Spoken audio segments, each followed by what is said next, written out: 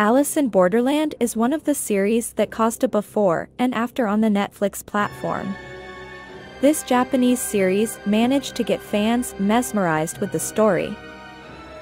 Although as many know, the Squid Game was the series of this type of stories that managed to open the door on that platform, but we have to recognize that Alice in Borderland was released before the Squid Game.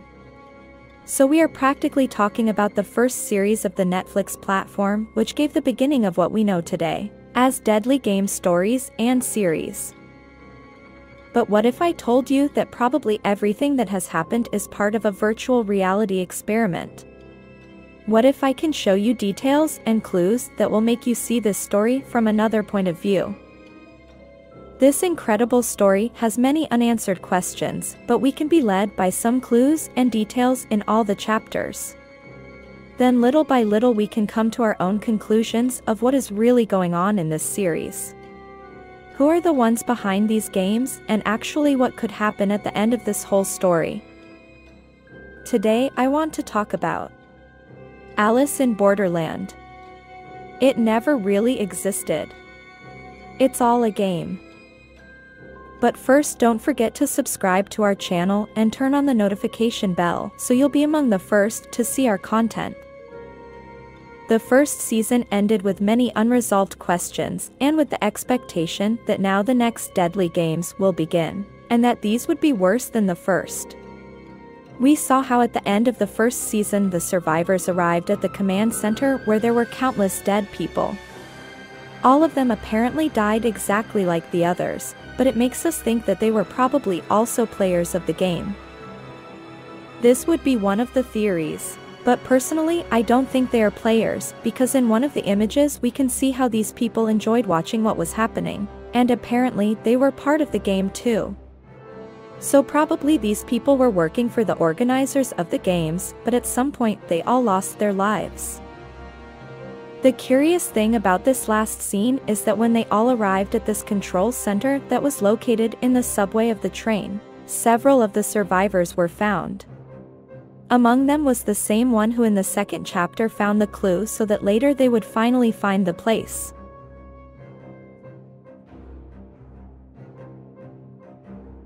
Once everyone is in the place, the televisions turn on and a woman named Mira appears on the screens.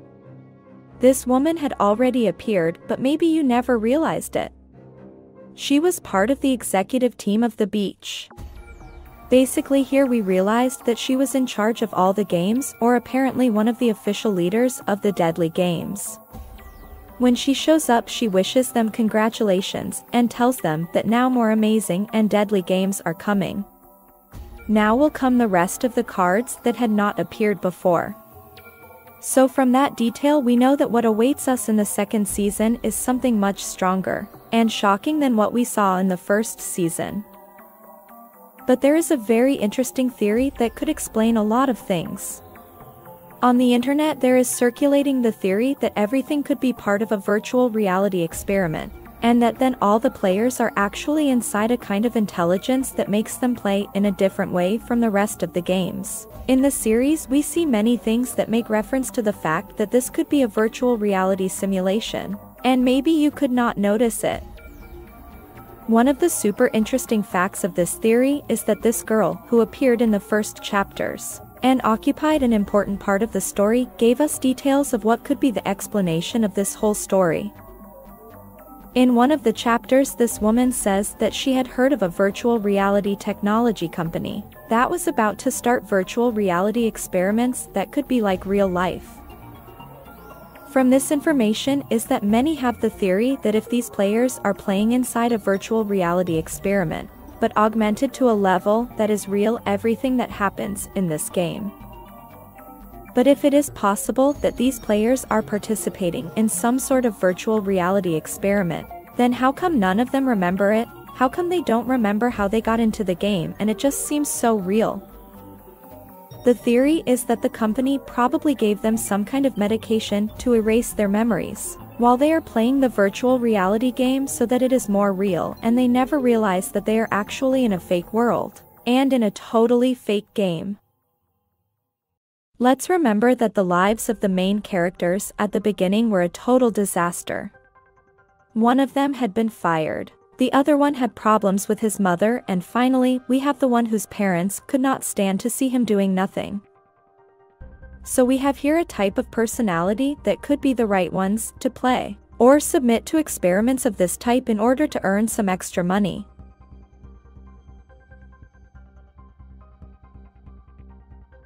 Another incomprehensible thing that we could see is that this same girl, when she arrived at the first game, had already been in the game for a week, so we can think that the time for everyone was not the same.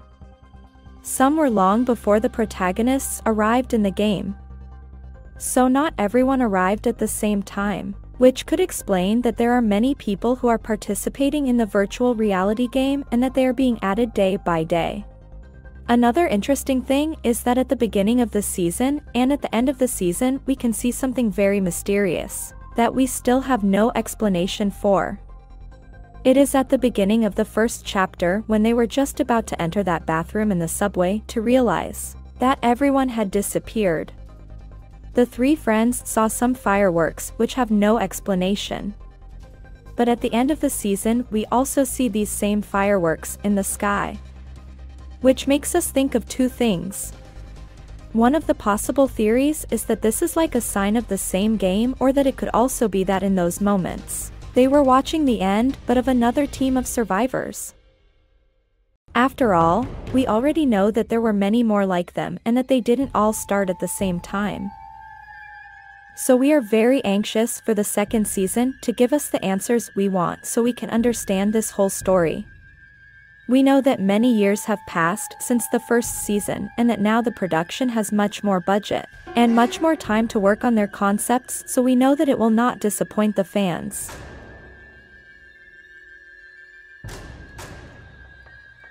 But tell me, what do you think? Do you think it's all done by a technology company that is experimenting with human beings in a kind of very specialized virtual reality game? Or do you think that it is actually the work of a group of people who want to see people suffer and were as spectators as it happens in other stories such as the Squid Game? Leave me your comment so we can all read it.